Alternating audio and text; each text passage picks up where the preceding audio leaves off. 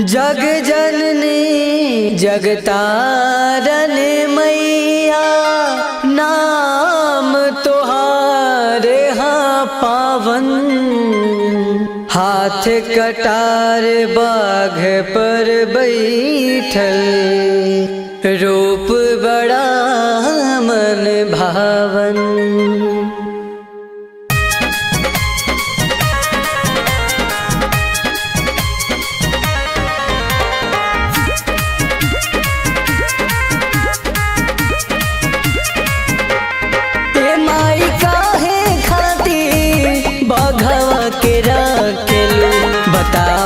तोहरा डर के करबा हे माई काहे खातिर बघवा के रखेलू।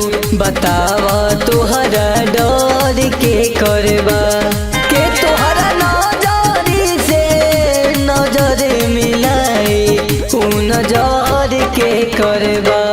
हे माई काहे खातिर बघवा के रखेलू। बतावा तोहरा डर के करबा।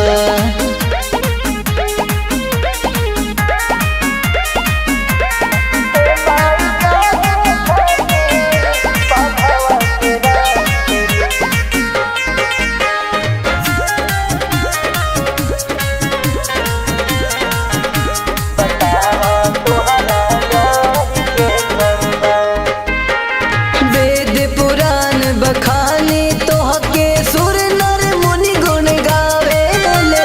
सुनले बानी ब्रह्मा विष्णु शिव जी तोहके ध्यावेले। वेद पुराण बखाने तोहके सुर नर मुनि गुण गावेले। सुनले बानी ब्रह्मा विष्णु शिव जी तोहके ध्यावेले। तू जैसन घरवा पहाड़ पर बसावेलू। बतावा वैसन घर के करबा। हे माई काहे खातिर बघवा के रखेलू। बतावा तोहरा डर के करबा।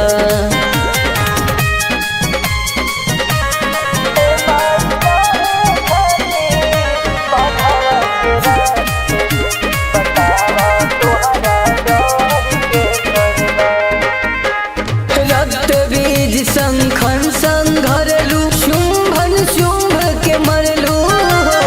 महाबली महिषासुर खातिर महाकाल अवतरलू।